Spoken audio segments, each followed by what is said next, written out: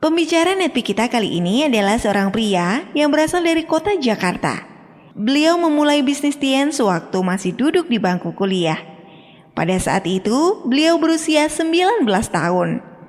Bisnis beliau berkembang sangat cepat. Hal ini terbukti dalam kurun waktu 2 tahun, beliau sudah mencapai peringkat bintang 8. Dan di usia 26 tahun, beliau sudah menjadi God Lion. Pada waktu itu beliau tercatat sebagai God Lion termuda di Indonesia. Dan di usianya yang ke-27 tahun, beliau mencapai peringkat Diamond. Saat ini beliau telah menerima special cash reward car, yacht, plane, dan jaringan bisnisnya telah berkembang kuat di Indonesia dan di luar negeri. Mari kita belajar dari Johan Wijaya. Saya hari ini akan men-sharingkan tentang temanya transformasi. Transformasi itu adalah suatu perubahan hidup. Nah, bagaimana saya yang dari 10 tahun yang lalu sebelum di Tiansi bertransformasi sampai sekarang Bapak Ibu ya. Nah, sebelumnya saya ingin tanya dulu Bapak Ibu, kira-kira apa sih perbedaan antara berubah dengan yang namanya transformasi? Karena itu kalau didengar mungkin mirip-mirip ya, tapi antara transformasi dan berubah itu mempunyai perbedaan yang sangat jauh Bapak Ibu. Jadi kalau misalkan di slide saya di sini ada yang namanya kalau ulat menjadi kepompong lalu menjadi kupu-kupu. Itulah yang namanya transformasi. Kenapa? Transformasi itu tidak bisa berubah. Jadi transformasi itu sifatnya dia permanen. Kayak misalnya gini, ibu-ibu kalau hamil 5 bulan nggak jadi hamil kan? Dia mau nggak mau harus melanjutkan sampai 9 bulan sampai anaknya lahir. Nah, itu yang namanya transformasi. Transformasi adalah sesuatu yang kita berubah tapi tidak bisa balik lagi Bapak Ibu. Nah, bayangkan kalau Anda menjalankan bisnis Tiansi, mungkin hari ini Anda sedang punya masalah hutang, atau Anda tidak punya waktu, atau Anda punya masalah finansial. Mau nggak 5-10 tahun lagi Anda bertransformasi Bapak Ibu? Jadi bertransformasi menjadi orang yang benar-benar berubah. Nah, jadi kalau bisa disimpulkan, yang namanya berubah itu temporary atau perubahan yang sementara. Kalau transformasi itu permanen. Seperti ulat menjadi kupu-kupu. Itu permanen. Dari kupu-kupu nggak akan bisa menjadi namanya ulat lagi. Karena kenapa? Karena dia sudah bertransformasi. Nah, kalau berubah itu prosesnya itu sementara. Sementara terus balik lagi. Sementara doang balik lagi. Dan di sini kalau misalkan berubah itu prosesnya 2 arah. Dia selalu memberikan jalan balik. Jadi misalnya gini, banyak dolen-dolen saya yang memulai bisnis Tiansi, dia bilang, "Pak, saya pengen berubah Pak hidupnya." Tapi begitu suruh datang ke pertemuan, sudah datang 2-3 kali, terus begitu nggak mau datang lagi. Dia itu hanya memutuskan buat berubah saja, tidak bertransformasi. Nah, jadi kalau transformasi, jadi prosesnya satu arah. Dia nggak kenal kata mundur. Jadi misalkan Anda jalanin bisnis Tiansi, ditolak. Nah, pertanyaannya, Anda mau maju apa mundur? Kalau Anda maju, Anda berarti sudah siap bertransformasi. Kalau Anda ngedown, Anda capek, Anda mengurangi irama Anda menjalankan bisnis Tiansi, itu artinya Anda sudah memutuskan buat berubah. Nah, sedangkan berubah bisa balik lagi. Sedangkan yang namanya transformasi tidak bisa kembali lagi Bapak Ibu. Prosesnya 2 arah. Transformasi itu melibatkan proses. Jadi dia pakai proses. Kepompong menjadi kupu-kupu, pakai proses nggak? Pakai proses. Anda sobek, bantu sobek kepompongnya, kupu-kupunya hanya keluar beberapa detik doang, lalu meninggal. Ternyata kepompong itu ketika ulat di dalam kepompong menjadi kupu-kupu, kepompong itu akan menyobekin kepompongnya, itu ternyata buat menguatkan tulang-tulang di sayapnya agar dia bisa terbang. Nah, sedangkan kalau kita bantu, kita sobekin kepompongnya, ulat itu akan mati, tidak menjadi kupu-kupu. Nah, transformasi itu sama seperti itu. Dia selalu melibatkan proses. Jadi kalau misalkan Anda sudah jalani Tiansi, lalu ketemu penolakan, di telepon temennya udah mulai nggak diangkat, misalkan Anda sudah dikatain yang namanya setan MLM atau namanya setan Tiansi, ya, atau dikatain orang gila, itu artinya Anda sudah di jalur yang tepat, Bapak Ibu. Itu ciri-cirinya. Selama Anda belum diomongin kayak gitu, apalagi kalau Anda sudah diketawain sama orang terdekat, wah, itu udah tepat banget. Sama, karena saya waktu memulai bisnis, saya juga tertawain. Bahkan Dreambook saya, itu diketawain sama keluarga besar saya. Diceritain ini, gini. Mereka karang-karang cerita sendiri. Tapi kan sekarang siapa yang ketawa? Lebih enak itu ketawa di atas mobil BMW, Bapak Ibu ya. Ketimbang tertawa dibanding nangis di motor. Itu kan lebih nggak enak. Kalau Anda sudah dalam kondisi seperti itu, berarti selamat. Karena Anda sudah di jalur yang tepat. Dan ingat, transformasi harus maju, nggak kenal mundur. Jadi pilihannya apa? Maju doang. Kan kita mau bertransformasi, bukan berubah. Nah, banyak orang yang memutuskan hanya buat berubah. Makanya ketika orang mengalami kendala-kendala seperti itu, mereka mundur. Karena mereka baru memutuskan buat berubah. Kalau Anda memutuskan buat transformasi, nggak ada kata lain. Cuma satu jalannya, maju aja terus. Maju terus Bapak Ibu ya. Kalau yang namanya berubah, itu butuh dimonitor. Yang namanya transformasi, tidak butuh dimonitor Bapak Ibu. Ya, berubah butuh dimonitor. Contohnya kayak gimana? Masih sering diteleponin upline untuk datang pertemuan. Selama upline itu nelpon suruh Anda datang ke pertemuan, artinya Anda baru siap buat berubah. Belum siap bertransformasi. Ditelepon upline kalau konsultasi, diingetin konsultasi, itu artinya Anda siapnya buat berubah. Belum siap bertransformasi. Kalau siap transformasi, mau diteleponin upline, mau dikontakin upline apa enggak, presentasi tetap, datang ke pertemuan tetap. Selama Anda home meeting kemana-mana, presentasi, masih di telepon sama upline, diingetin, itu artinya baru siap untuk berubah, belum bertransformasi. Kira-kira Anda kalau disuruh pilih mau mana? Berubah apa transformasi? Transformasi lah. Kalau transformasi itu nggak ada jalan lain, cuman maju, dan itu nggak bisa balik lagi ke kondisi semula. Kalau Anda mau bertransformasi seperti ulat menjadi kupu-kupu yang sangat indah, ya itu harus pakai proses dan harus nggak dimonitorin. Kalau misalnya berubah, itu dia memperbaiki masa lalu. Selalu ngomonginnya masa lalu. Selalu ngomonginnya masa lalu. Masa lalu udah beres, datang lagi masalah. Pasti akan ada masalah nggak? Pasti akan ada masalah. Nah, kalau memperbaiki masa lalu terus, kapan majunya? Masalah terus yang diomongin, ya nggak maju-maju. Nah, itulah ciri-ciri orang baru memutuskan buat berubah.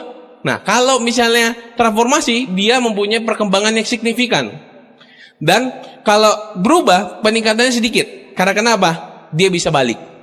Dia nggak suka datang pertemuan, minggu depannya dia nggak datang. Bisa nggak dia jadi gold lion, jadi diamond? Nggak akan bisa Bapak Ibu. Tapi kalau misalkan Anda mau jadi seorang diamond, mau seperti director, seperti Paulus Tendean, mau ada OP datang pertemuan orang yang ada apa enggak, Anda bawa downline apa enggak, Anda mutusin buat datang. Itu artinya Anda sudah memutuskan buat bertransformasi. Ketika Anda bertransformasi, Anda akan menciptakan masa depan yang baru Bapak Ibu. Bukan memperbaiki masa lalu. Kalau yang namanya kita bertransformasi, itu selalu menciptakan masa depan yang baru. Sedangkan kalau kita hanya memutuskan buat berubah, itu kita selalu membahas masalah, selalu menyelesaikan, fokusnya adalah menyelesaikan masalah, bukan membahas yang namanya masa depan kita atau impian Anda. Jadi selama kita selalu membahas yang masalah, itu kita hanya sebatas hanya berubah. Seperti transformasi dan berubah itu membuat saya jadi tahu, oh kenapa ada downline saya yang banyak sekali udah datang ke seminar, sudah dengerin nepi, sudah datang pertemuan, tapi kok nggak berubah-berubah hidupnya? Karena dia hanya memutuskan buat berubah, tidak bertransformasi. Jadi selama kita putuskan untuk bertransformasi, kita nggak ada jalan balik. Kalau Anda nggak suka baca buku, harus baca buku. Mau nggak mau Anda harus baca buku. Bukannya nggak baca buku. Kalau Anda nggak suka datang pertemuan, mau transformasi nggak? Nah, selama Anda mutusin buat, aduh, datang pertemuan agak males jauh, macet. Kalau Jakarta itu kan hobi banget yang namanya macet ya. Orang Jakarta itu kan paling kompak. Jam 7 pagi berangkatnya bareng, jam 5 sore pulangnya bareng-bareng juga. Kompak banget ya Jakarta. Dan hari Minggu nggak keluar rumah semua, sepi semua jalanan. Kompak banget, gitu kan? Nah, Kalau Anda misalkan mau mutusin buat transformasi, sejauh apapun prospek itu ada, kita harus samperin. Karena kita mau bertransformasi. Kalau yang namanya transformasi itu nggak bisa dinego, nggak bisa dinegosiasikan. Kalau yang namanya mutusin buat berubah, itu bisa dinegosiasikan. Misalnya gini, kalau Anda dalam pertemuan, Anda tahu daerahnya, Anda tahu hujan, hari Minggu, siang-siang, enaknya ngapain? Tidur. Pas mau berangkat, udah rapi nih, udah rapi, mau ke pertemuan, Anda bawa prospek nih, tiba-tiba prospeknya cancel. Pak, saya nggak jadi datang, Pak. Apa yang Anda pilih? Tidur atau tetap ke pertemuan? Kalau pilihannya tetap datang pertemuan, selamat. Anda sudah memutuskan buat bertransformasi. Selama Anda memilihnya, ya udahlah, nggak ada prospek juga, nggak ada upline juga, ya nggak ada siapa-siapa juga, Anda pilih yang buat tidur. Akhirnya, yaitu Anda memutuskan buat hanya sekedar berubah saja. Sedangkan untuk berubah saja tidak cukup, Bapak Ibu. Kita harus benar-benar bertransformasi dan harus melalui proses. Dan kalau misalnya Anda ditolak orang, kalau misalkan ditolak baru 1 hari, 2 hari mah kecil lah ya. Tapi kalau 2 bulan ditolak mulu tiap hari, apakah Anda mutusin buat lanjutkan atau tidak lanjutkan? Kalau Anda mutusin buat lanjutkan, artinya Anda sudah memutuskan buat bertransformasi. Nah, kalau misalnya Anda datang ke home meeting, masih dikontekin upline, itu artinya Anda baru siap buat berubah. Dan ingat loh, Anda dengan kondisi kayak gitu, Anda 1 tahun, 2 tahun, itulah kenapa, kalau saya review, kenapa banyak sekali dolen-dolen saya yang sudah jalankan bisnis ini, tapi belum, hidupnya masih biasa-biasa aja. Karena mereka hanya memutuskan buat sekedar berubah. Nah, malam hari ini, ayo sama-sama kita memutuskan sama-sama buat bertransformasi. Nah, kenapa orang tidak mau bertransformasi? Apa yang menyebabkan orang itu tidak mau bertransformasi? Karena transformasi itu menyakitkan. Coba Anda jadi ulat, Anda dililit-lilit, terus Anda harus robekin kepompong untuk jadi kupu-kupu. Itu prosesnya kayak gimana? Sakit banget gak? Oh, sakit banget. Tapi kan hasilnya ketika ulat jadi kepompong dan menjadi kupu-kupu, hasilnya itu akan sangat indah sekali, ya. Dan butuh perjuangan, wah jelas. Yang namanya buat bertransformasi nggak usah diomongin. Proses tentu perlu perjuangan. Nggak ada satu kemenangan itu tanpa pengorbanan, Bapak Ibu. Dan butuh pengorbanan. Butuh sekali pengorbanan. Misalnya nih Anda sebagai seorang karyawan, waktu Anda cuma punya Sabtu Minggu. Bahkan mungkin Anda punya waktu cuma hari Minggu sama anak Anda, sama keluarga Anda. Tapi kan Anda tahu, Anda jalan di bisnis Tiansi, pertemuan Tiansi kebanyakan hari apa? Hari Minggu, ya kan? Nah, Anda mau nggak berkorban sementara, ngurangin waktu istirahat Anda, ngurangin waktu untuk sama keluarga Anda? Bukannya nggak boleh. Tapi 2-3 tahun lagi kalau Anda sudah jadi God Lion, Anda mau bareng waktu keluarga tiap hari, ya butuh pengorbanan, ya. Dan resiko nggak? Jelas beresiko. Anda harus banyak kurangin waktu. Kayak waktu dulu saya memulai bisnis Tiansi, saya itu hampir nggak punya waktu yang namanya, kalau waktu itu anak seumuran saya, umur 19-20 tahun, itu mereka rata-rata menghabiskan waktu buat ngapain? Buat pacaran, buat nongkrong di kafe. Nah, saya itu sama sekali nggak punya waktu untuk, bahkan untuk ngobrol pun dengan teman-teman saya itu bahkan nggak punya waktu. Saya kebanyakan dulu kuliah langsung pulang. Bukan pulang sih, langsung presentasi. Itu bagian dari resiko. Dan pasti ketemu masalah nggak? Ya jelas lah ketemu masalah. Hidupnya kan udah punya masalah kan? Nah, Anda mau transformasi, ketemu masalah baru. Nah, masalah itu buat jadi pembelajaran Bapak Ibu.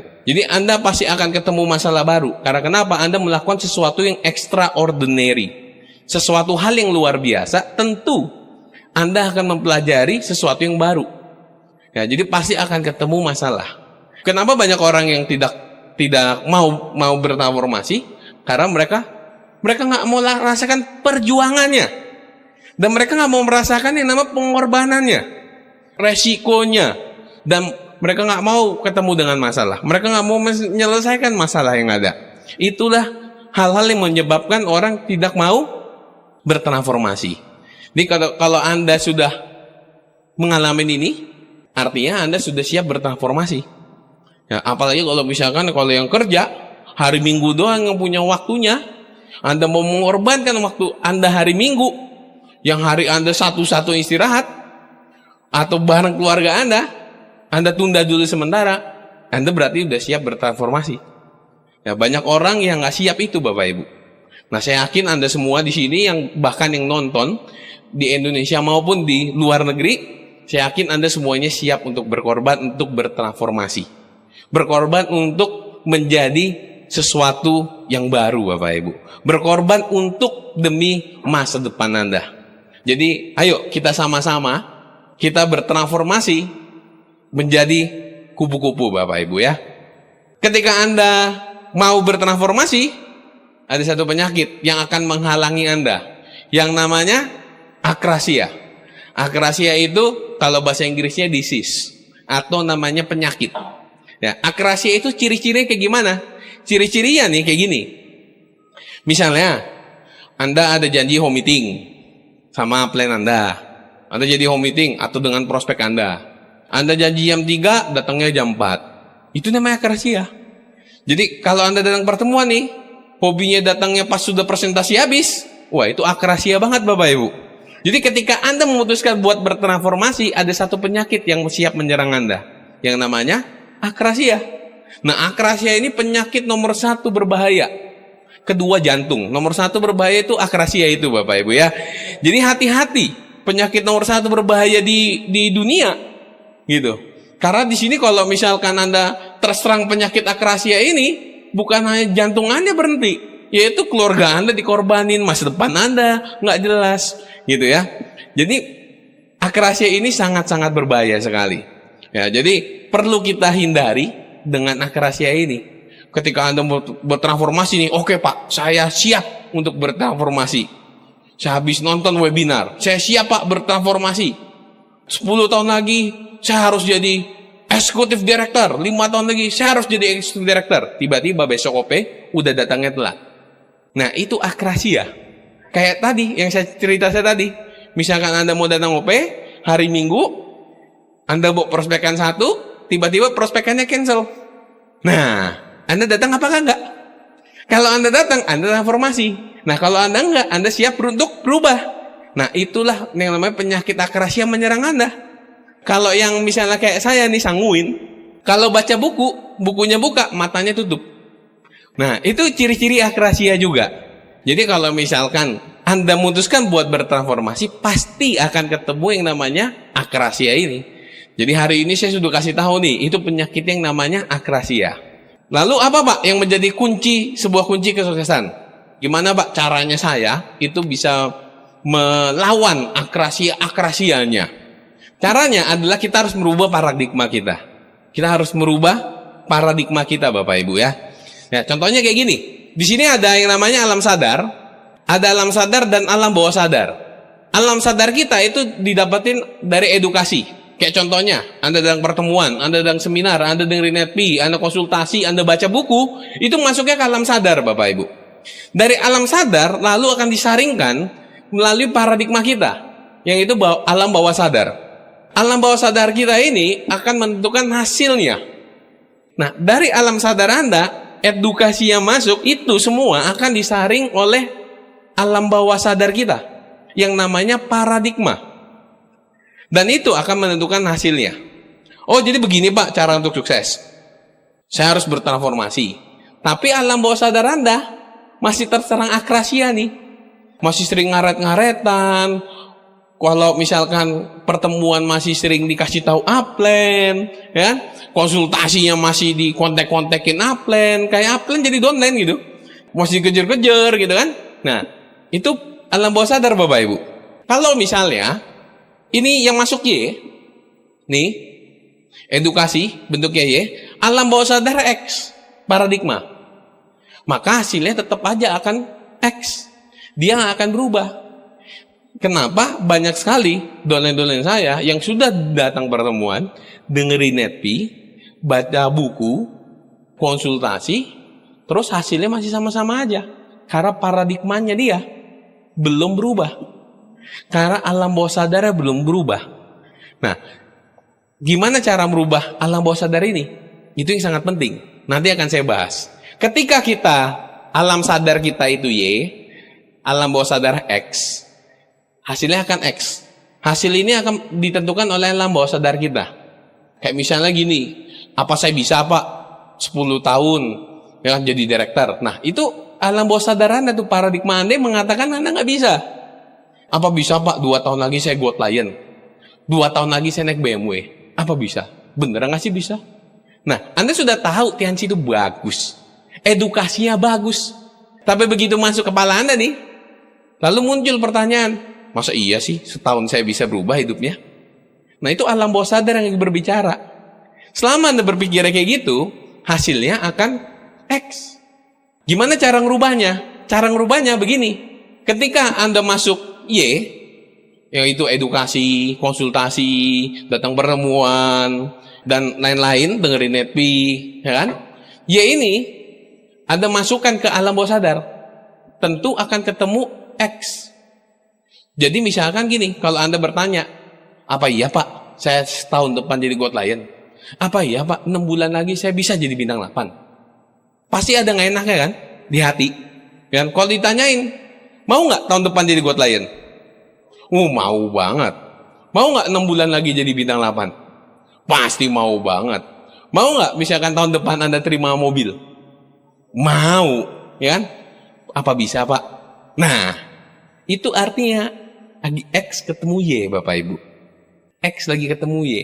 Ketika Anda punya keraguan antara X dan Y, itu artinya X sedang ketemu Y, Bapak Ibu. Bisa nggak saya ya? Sedikit ada keraguan. Saya ingat sekali, waktu dulu saya memulai bisnis Tianci, waktu saya bintang 3 di awal, jalan di bisnis Tianci, saya mikir, wah saya bintang 5 lumayan ya. Bisa saya stopin uang jajan dari orang tua nih. Dan waktu saya bintang 5, saya bisa nggak ya jadi bintang 8? Saya bisa nggak ya jadi bintang 8 ya? Untuk jadi bintang 8. Ya? Nah itu X lagi ketemu Y. Jadi kalau Anda ketemu X ketemu Y, ya udah. Mikirin aja terus Bapak Ibu. Mikirin terus. Anda mikirin mau tahun depan tahun ini jadi Goat Lion, Anda mikirin Goat Lion, walaupun gak enak di hati, itu artinya X lagi ketemu Y. Jadi diapain? Dipikirin terus. Goat Lion tahun ini, Goat Lion 2017, Goat Lion 2017, Goat Lion 2017. Ada orang nolak Goat Lion 2017. Keluarga nggak dukung Goat Lion 2017. Ada diputusin pacar, Goat Lion 2017. Yang mau dicerain istri, Goat Lion 2017. Pokoknya dipikirin terus Bapak Ibu. Sampai kapan? Sampai X-nya hilang. Dan hasilnya akan jadi Y Bapak Ibu. Jadi sampai kapan mikirnya kayak gitu? Sampai terwujud. Nggak terwujud, pikirin aja terus. Dulu saya ingat sekali Bapak Ibu ya. Saking pengennya saya tuh dapat di reward mobil, itu di kamar saya, itu saya tempelin semuanya. Tempelin mobil, tempelin tulis-tulisan positif. Saya tempelin di mana? Jadi saya di kasur, di atas. Langit-langitnya saya tempelin. Itu yang pertama. Kedua, buka pintu, keluar pintu, itu saya tempelin. Yang ketiga, saya tempelinnya di WC, di kaca. Tiap pagi bangun udah ngelihat. Ke WC, ngaca, udah lihat. Mau keluar, udah lihat juga. Ya ada perasaan ini ya nggak? Perasaan kayak bisa nggak ya? Ada. Itu artinya X lagi ketemu Y. Jadi untuk mensiasati itu, merubah paradigma, Anda pikirin aja terus. Sampai kapan? Sampai dapet. Maka ntar lama-lama X itu akan hilang Bapak Ibu. Ya, X itu akan hilang, akan menjadi ganti paradigma jadi Y. Dan hasilnya, ya kalau Y ketemu Y, ya pasti hasilnya Y lah. Gak mungkin hasilnya X lagi. Dari mana X-nya? Ya kan? Coba ini, kalau lihat yang di sini. Ini dari mana X-nya? Nggak ada. Ini ketika Anda datang training atau datang pertemuan Tianci, Anda datang nih, Anda masuk ke kepala Anda. Kalau Anda mikirnya, bisa nggak ya? Itu berarti benar. X lagi ketemu Y. Udah, Anda tabrak aja terus. Ingat, transformasi nggak kenal mundur. Transformasi cuma kenal satu. Maju aja terus. Jadi kalau Anda mikirnya, aduh bisa nggak ya? Aduh kayak nggak bisa deh. Nah, itu artinya mutusin buat berubah. Dan nah, itu penyakit akrasia lagi menyerang. Jadi jangan biarkan penyakit akrasia itu menyerang Anda. Itu akan menggerogoti impian Anda, Bapak Ibu. Jadi seperti itulah. Jadi yang kita harus rubah adalah paradigma kita. Mau sebanyak apapun Anda datang, mau sebanyak apapun Anda konsultasi, mau sebanyak apapun Anda baca buku, kalau paradigma kita tidak kita rubah, maka kita nggak akan bisa juga untuk punya hasil yang berbeda. 2 tahun lagi, tahun ini mungkin, 3 tahun lagi, mungkin 5 tahun lagi, 10 tahun lagi, karena akan seperti itu. Nah, Anda kebayang nggak? Anda datang ke pertemuan aja belum tentu berubah, apalagi nggak datang sama sekali. Itu udah pasti nggak berubah, Bapak Ibu ya. Itu udah pasti 100% lah nggak bakal berubah. Anda datang aja belum tentu.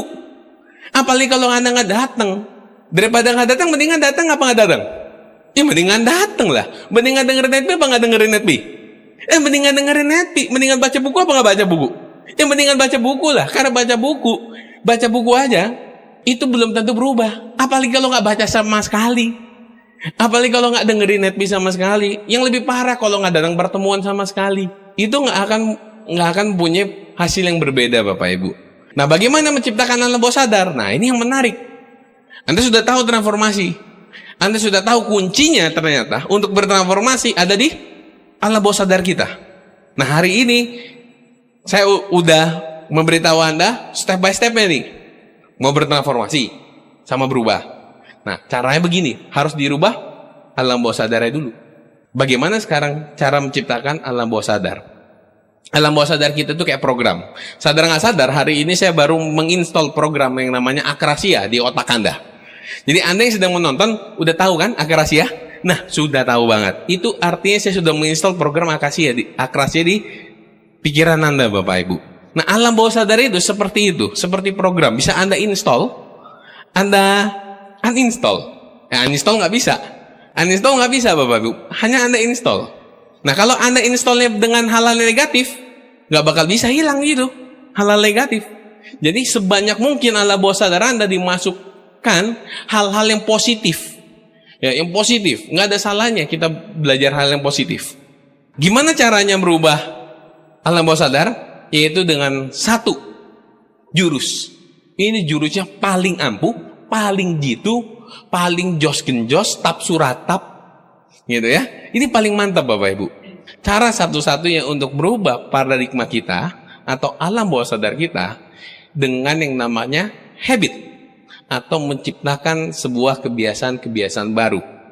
Nah, sadar nggak sadar, ya kalau Anda nanya semua orang-orang sukses, mereka selalu mempunyai kebiasaan-kebiasaan baru. Kebiasaan-kebiasaan sukses yang mereka terapkan dari mereka dulu sampai sekarang. Contohnya, Anda semua saya yakin tahu yang namanya Susi Susanti. Kenapa bisa menjadi legenda? Padahal banyak gak pebulu tangkis yang lain? Banyak. Kenapa nama Susi Susanti yang Anda kenal? Karena dia juara. Dan kenapa dia bisa juara? Pasti karena kebiasaannya dibuat di atas rata-rata. Yang membuat Susi Susanti menjadi seorang legenda di Indonesia bukan karena dia memenangkan satu pertandingan, bukan. Tapi karena proses yang dimelalui, proses latihan yang dia lalui, kebiasaannya untuk latihan itu membuat dia menang di satu pertandingan dan menjadi legenda sampai saat ini. Tapi karena dia melalui proses satu kebiasaan, kalau misalnya orang lain latihannya 2 jam, Susi Susanti itu bisa latihannya 6 jam. Anda tahu Michael Jordan? Kenapa banyak pemain basket? Banyak sekali. Kenapa tahunya cuma Michael Jordan? Karena Michael Jordan legenda. Nah, apa yang membuat dia legenda? Saya pernah baca buku, di bukunya How to Be Like Michael Jordan. Michael Jordan itu adalah orang yang punya tingkat fokus yang sangat tinggi. Dan bahkan Michael Jordan, ketika sebelum bertanding, dia selalu meditasi. Dan ketika dia meditasi, ngelihat musuhnya, ngelihat dia meditasi, musuhnya aja udah sampai merinding. Dan satu hal yang tidak dimiliki oleh pemain basket yang lain. Latihannya Michael Jordan, kalau misalkan teman-temannya datangnya jam 7, Michael Jordan udah datang jam 5. Ketika teman-temannya datang, dia udah keringetan duluan. Kebiasaan baru yang diciptakan untuk menjadi seorang legenda. Kebiasaan-kebiasaan itu yang dibentuk di alam bawah sadarnya bisa menjadi seorang legenda. Michael Jordan bukan karena legenda, bukan karena memenangkan MVP, most valuable player, bukan itu yang membuat dia jadi legenda, tapi karena proses dia melakukan hari demi hari, jam demi jam, membuat dia menjadi peraih MVP. Kalau nggak salah itu 6 kali ya. Kalau nggak salah itu 6 kali Michael Jordan. Jadi kalau misalkan di dunia Nancy, kenapa Pak Louis Tendian bisa jadi director? Ya pasti karena dia punya kebiasaan baru. Nah kalau di Nancy kan gampang kebiasaannya. Anda sudah tahu kan kebiasaannya? Nah caranya kebiasaannya gimana? Bagaimana cara menciptakan kebiasaan baru yang benar-benar 100% pasti berhasil Bapak Ibu? Bagaimana menciptakan satu kebiasaan baru yang membuat Anda benar-benar itu 100% itu berhasil. Artinya kalau sudah Anda ciptakan kebiasaan baru, Anda sudah merubah paradigma Anda. Betul? Yang X ketemu Y itu. Anda sudah mau merubah nih, yang Y itu menjadi X.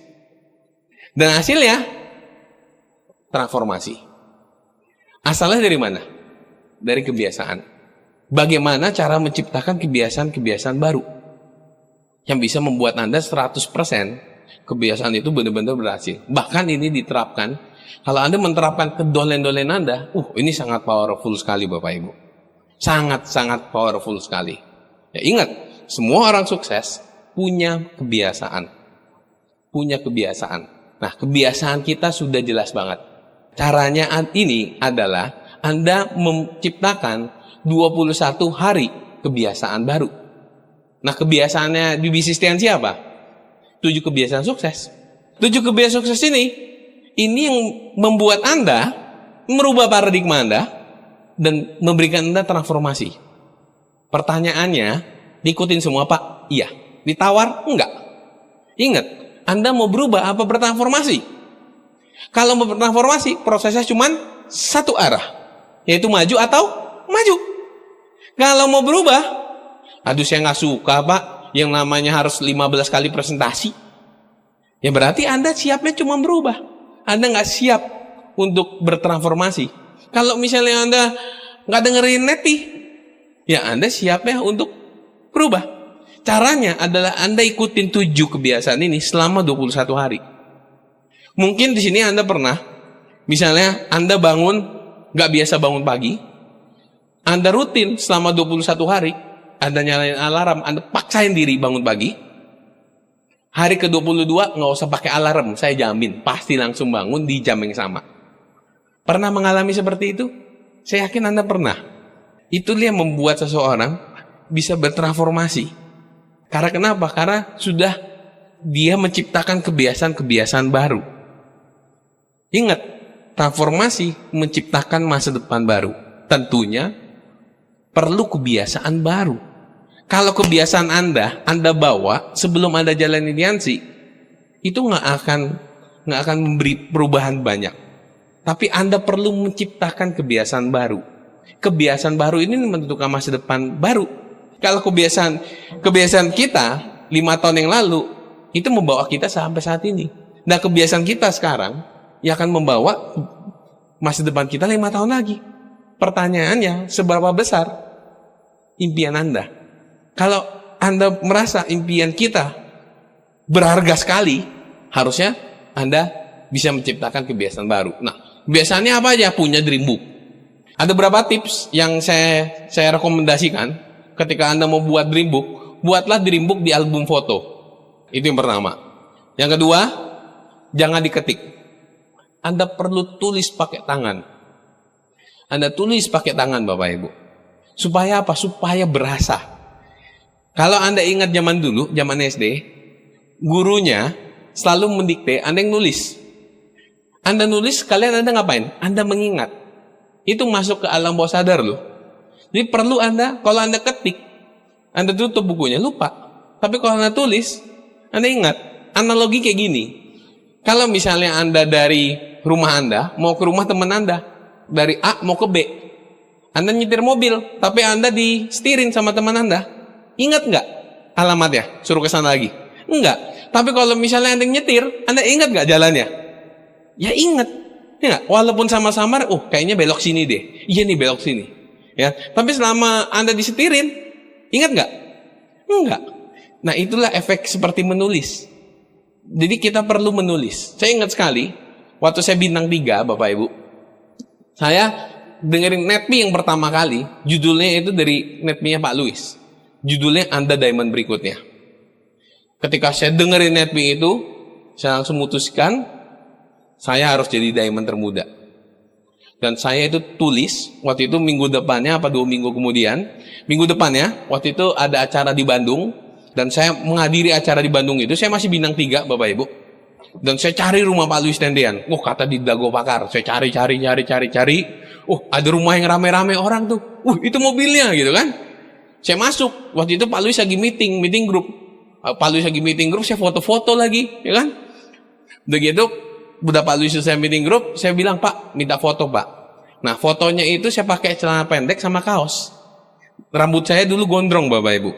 Dan saya tempel di Dreambook. Saya tulis di tangan. Suatu saat nanti Pak Louis akan tanda tangan di sini, saya sebagai diamond, Bapak Ibu. Ya, dan itu terwujud. Ngeri sekali loh, Bapak Ibu. Efek dari impian ini ngeri sekali. Karena kenapa? Karena segala sesuatu diciptakan 2 kali. Contohnya, sebelum meja ini dibuat, itu dibuat dulu dalam pikiran kita. Sebelum gedung itu dibangun, gedung itu dibuat dulu di blueprintnya. Sebelum Anda membangun rumah itu dipikirin dulu nggak membangunnya kayak gimana? Dipikirin. Nah, apalagi bangun masa depan. Perlu dipikirin? Perlu banget. Gedung sama masa depan Anda pentingan mana? Masa depan. Nah, gedung aja yang lebih pentingan masa depan, gedung aja dibangun butuh dipikirin, apalagi impian Anda. Perlu nggak dipikirin? Perlu banget. Dan itu sangat-sangat perlu. Jadi hati-hati nih. Kalau Anda yang belum punya Dreambook, wah, bahaya Bapak Ibu. Dreambook itu nggak cukup hanya simpan gambar di handphone. Nggak hanya diucapkan doang. Nggak hanya di pikiran doang. Anda perlu buat detail. Perlu Anda pikirin Bapak Ibu. Jadi itu the power of dream. Memang ketika Anda menulis impian Anda, nggak semuanya bakal terwujud. Betul. Anda tulis aja nggak semuanya. Apalagi nggak Anda tulis. Nggak ada. Gitu loh. Jadi itulah pentingnya kita punya Dreambook. Yang kedua, presentasi 15 kali. Ini standar 15 kali. Kalau Anda mau jadi seorang God Lion, presentasinya ngejarnya 60 kali. Sebulan. Ini kan standar di TNC gitu, standar yang rata-rata 15 kali. Nah, Anda mau jadi orang rata-rata apa orang di atas rata-rata? Pilihannya di tangan Anda. Konsumsi produk dan melayani pelanggan. Dulu saya nggak pernah melayani pelanggan, Bapak Ibu. Sekarang tiap hari saya layani pelanggan. Ya, bahkan pelanggan nggak mau beli, saya paksain beli. Gitu. Kalau dulu pelanggan nggak mau beli, bodo amat. Dan kalau sekarang, pokoknya apalagi kalau bilang udah mau beli, itu siang pagi malam saya kejar Bapak Ibu. Kalau sekarang kan ada WhatsApp, ada Line. Saya sapa aja. Pagi Pak. Udah siang Pak. Udah sore Pak. Udah malam Pak. Besoknya nggak dibalas lagi. Paling di Delcon, gitu loh. Nggak bakal ditonjok Bapak Ibu ya. Nggak bakal disiram air gitu kan. Anda diusir gitu kan. Nggak bakal. Apalagi kalau Anda sudah tahu rumahnya. Waduh. Itu enak banget Bapak Ibu. Anda mau produk, Anda ketok-ketokin. Pagi yang ada, datang siangnya. Siang nggak ada, sorenya. Sore nggak ada, malamnya Bapak Ibu ya. Saya pernah datengin orang, sampai saya dimaki-maki loh. Sampai dikatain, waduh kebun binatang semua itu keluar Bapak Ibu. Saya pernah gitu. Ditunjuk-tunjuk, dikatain kasar sekali Bapak Ibu ya kan. Lagian saya panggil siapa, nggak dibales kan gue jawab iya ya kan. Pak, nanti malam saya ke rumah ya Pak ya. Nah dia nggak bales kan berarti iya kan. Nah kalau dia bilang enggak gitu kan, saya enggak. Dia kan nggak bales. Ya saya bilang wah berarti iya nih ya kan. Saya datang malam ke rumahnya ada, tapi ada saya dimaki Bapak Ibu ya. Nah itu bagian dari pengorbanan Bapak Ibu ya.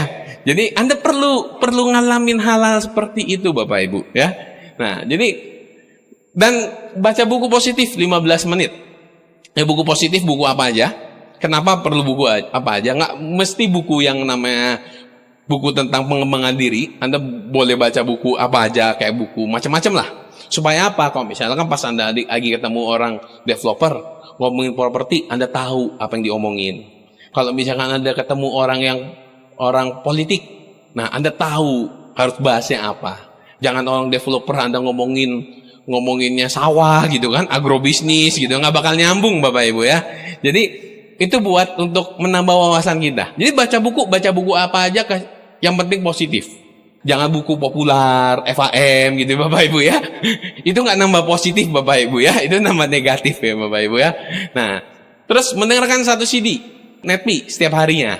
Kalau untuk baca buku, karena yang sanguin, jadi kalau pesan saya kalau baca buku, selesaikan satu hari satu bab. Satu hari satu bab. Jangan di tengah-tengah baru 2 halaman langsung ditandain. Satu bab Bapak Ibu. Pertama biar apa? Biar nyambung. Kedua, kalau misalnya satu buku ada 7 bab, berarti seminggu dong udah habis. Nah kalau Anda nggak targetin satu hari satu bab, ya nggak kelar-kelar.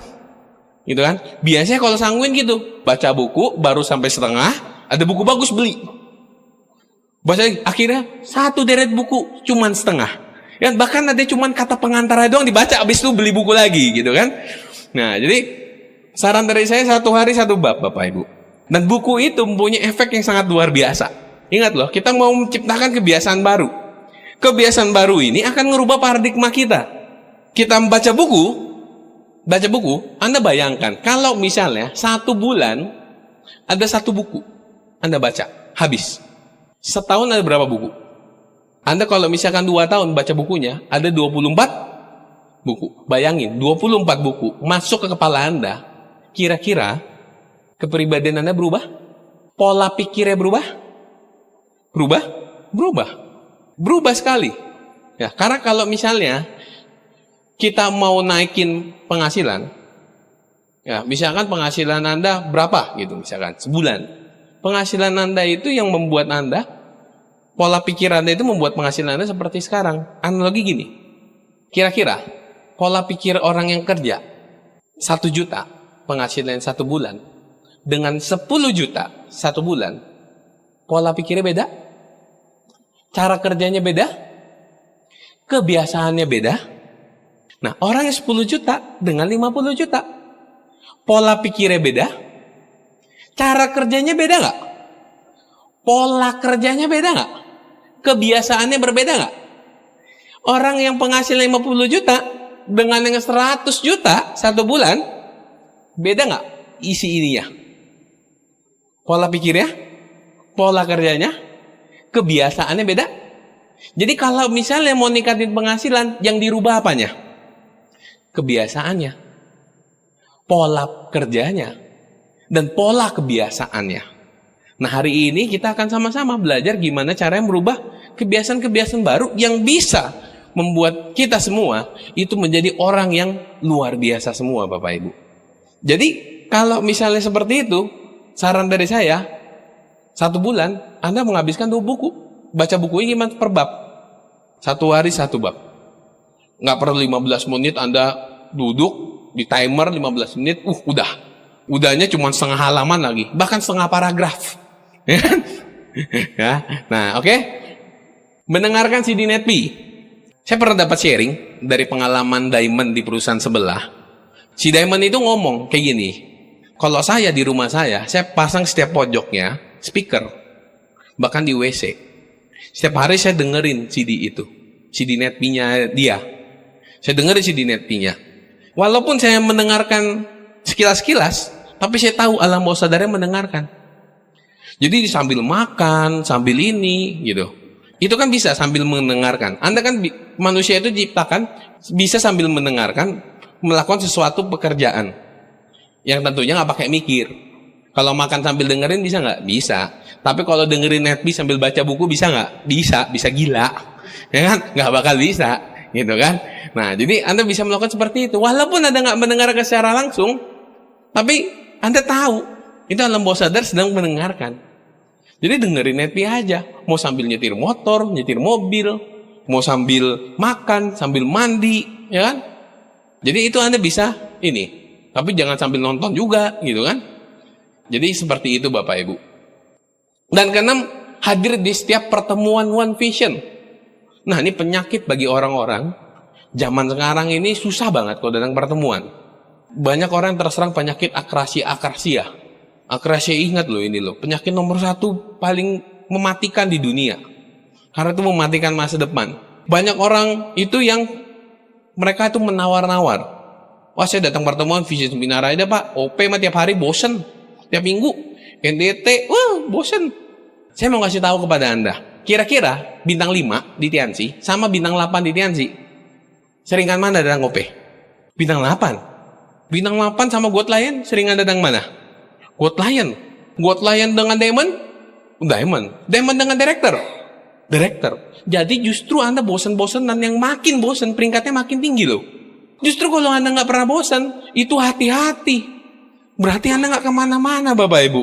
Jadi Anda justru yang bosan, yang sering datang pertemuan, itu yang peringkatnya makin tinggi. Nah, saya ingin ajak Anda untuk berkalkulasi. OP berapa kali sebulan? 4 ya? 4. 1 bulan. Ini OP. NDT 1 bulan 1 kali. Vision Seminar 2 bulan. 1 kali per 2 bulan. Ini pertemuan-pertemuan yang umum ya. Ada lagi pertemuan yang namanya Royal Weekend. Royal Weekend 1 kali 6 bulan. Crown Life 1 kali 1 tahun. Nah, ayo kita main hitung-hitungan. Anggap contohnya saya. Saya sudah 11 tahun di Tiansi Bapak Ibu ya. Saya sudah 11 tahun di Tiansi. Kalau kita hitung 11 tahun, itu berapa bulan? Kalkulator bisa bantu? 11 tahun itu berapa bulan kira-kira? 264 bulan. Dikali 4. Karena 4 kali OP kan? 1 bulan. 264 bulan dikali 4. Berapa Pak? 1056. NDT 12 kali 11 132. Di 2 bulan ini berarti 6. 6 kali 11 66 ya. 66.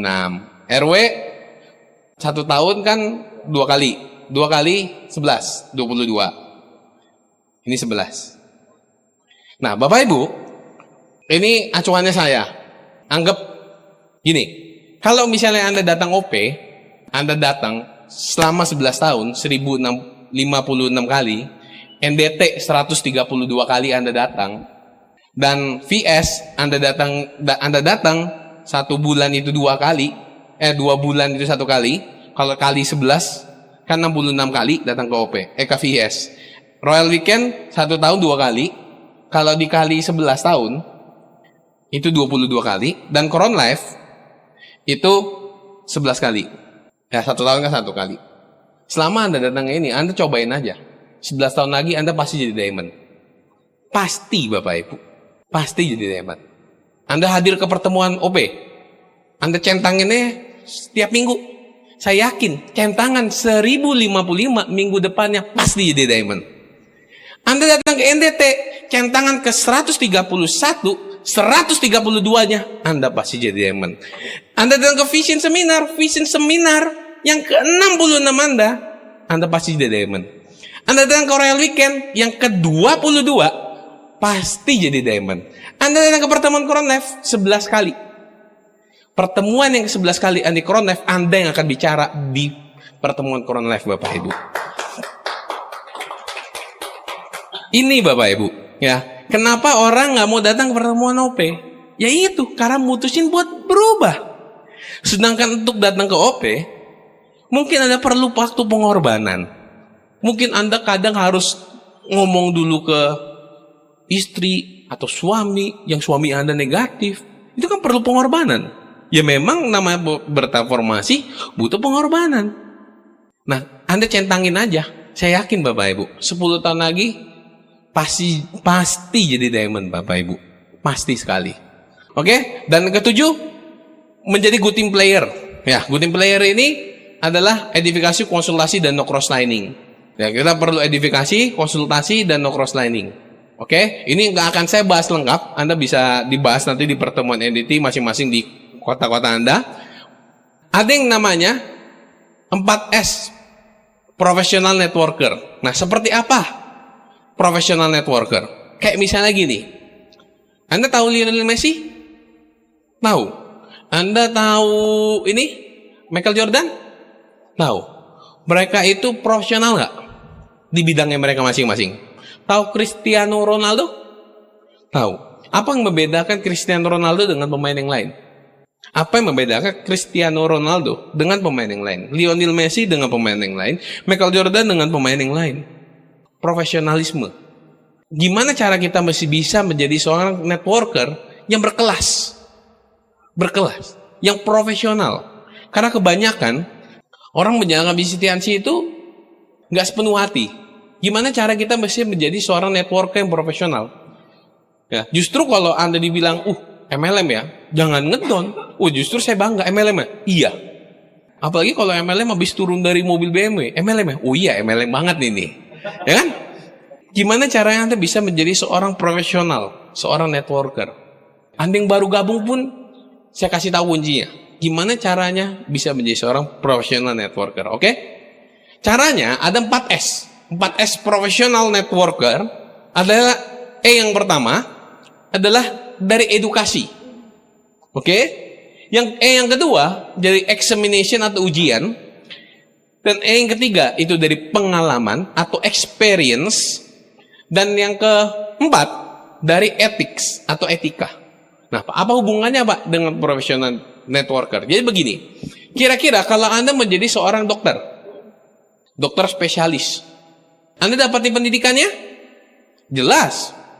Anda dapatin ujiannya? Kalau menjadi dokter spesialis? Dapat. Anda dapatin pengalamannya? Jelas. Seorang dokter sebelum jadi dokter spesialis, dia harus jaga dulu di rumah sakit. Ngikutin dokter spesialisnya kemana-mana. Itu pengalaman. Dan ada etikanya? Ya ada. Maka kalau dia sudah mengikuti ini semua, dia akan menjadi seorang profesional di bidang itu. Nah, gimana cara kita menjadi seorang networker?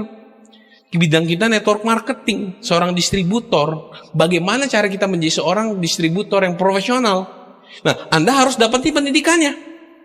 Dari mana pendidikannya? Dari Netpi, buku, dan pertemuan. Ya, saya ulangin. Pendidikannya itu dari Netpi, buku, dan pertemuan.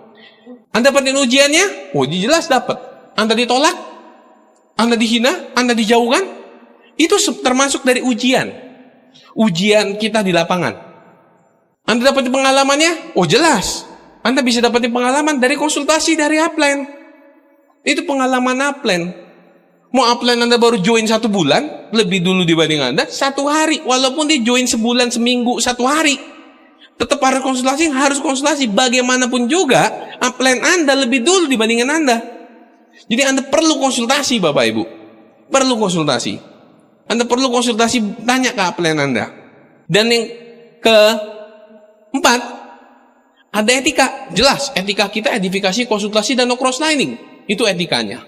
Bisa nggak Anda menjadi seorang professional networker, ngurangin salah satu ini? Nggak akan bisa.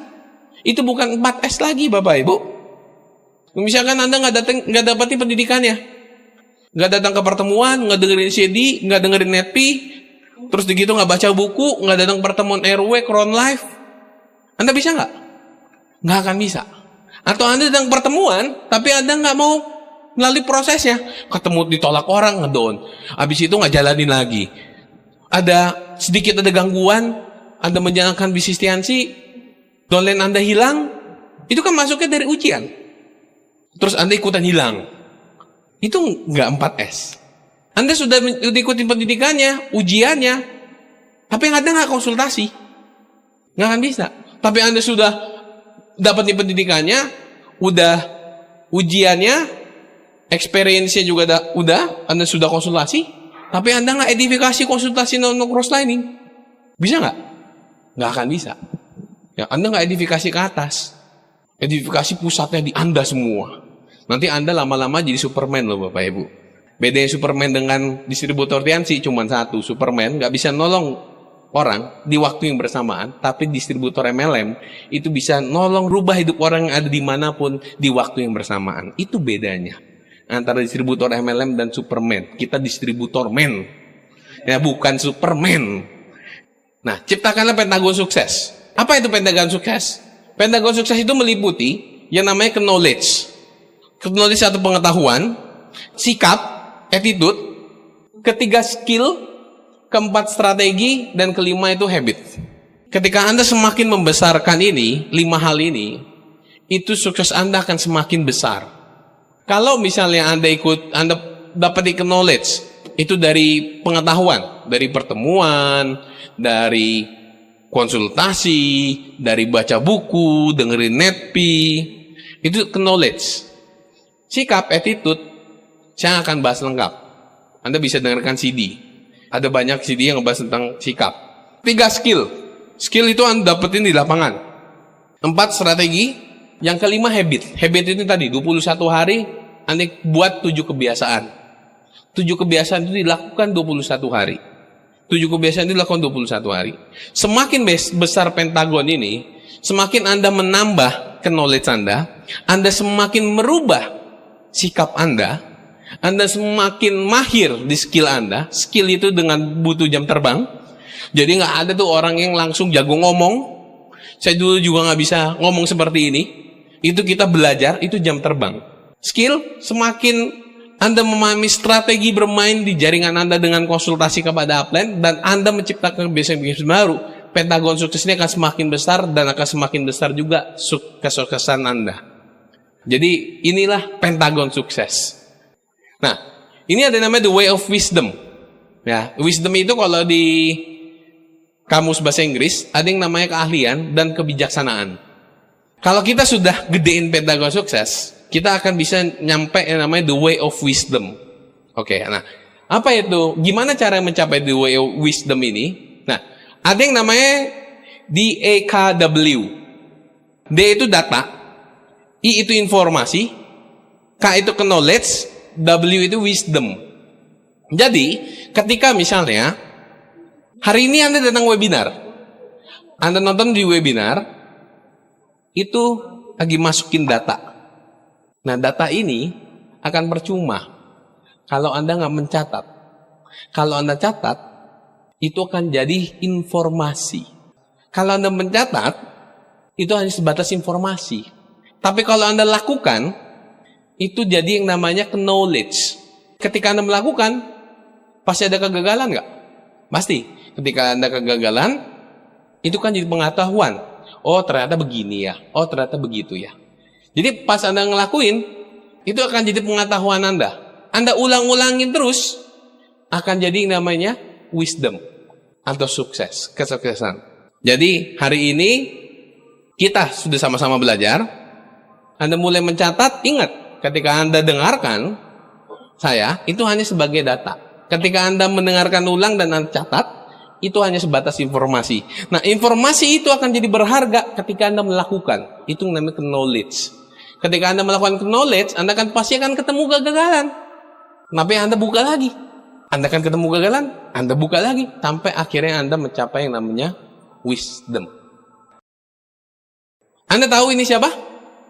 Ini adalah Eder. Eder itu adalah seorang pencetak gol di Portugal. Tahun 2016, negara Portugal mencapai final di Piala Eropa, bertemu dengan Perancis. Dan di menit ke-12, Ronaldo ditackle oleh lawannya sehingga dikeluarkan, harus diganti karena mengalami cedera di bagian lutut atau hamstring atau paha ya. Saya nggak begitu jelas. Pokoknya dia dicedera, harus keluar. Lalu Ronaldo digantikan oleh Eder ini. Dan saya yakin ketika Ronaldo keluar digantikan oleh Eder, banyak orang yang mengatakan, wah, Perancis aja yang menang nih pasti. Perancis ada yang menang. Tapi mereka melupakan Eder ini, Bapak Ibu. Sebelum menggantikan Ronaldo, Eder ini ngomong ke pelatihnya, coach, pakai saya. Saya pasti akan mencetak gol untuk negara Portugal. Dan akhirnya Eder main di babak penambahan. sekitar menit 120 apa 115, si Eder menjebloskan gawang Prancis dan membawa kemenangan untuk Portugal 1-0. Dan Portugal menjadi sejarah baru di Piala Eropa yang memenangkan pertandingan itu. Nah, apakah Anda tahu sebenarnya seorang Eder ini sebelumnya? Eder ini saat ini adalah berusia sekitar 28 sampai 29 tahun. Dan apakah Anda tahu berapa banyak gol yang dicetak Eder untuk negara Portugal? 0. Tapi dari kakinya Eder, beliau mencetak sejarah baru untuk negara Portugal. Mungkin tahun depan Eder tidak main lagi untuk membela negaranya, untuk membela negara Portugal. Tapi 1 gol cukup untuk membuat sejarah baru, Bapak Ibu. 1 gol saja cukup untuk menjadi seorang pahlawan.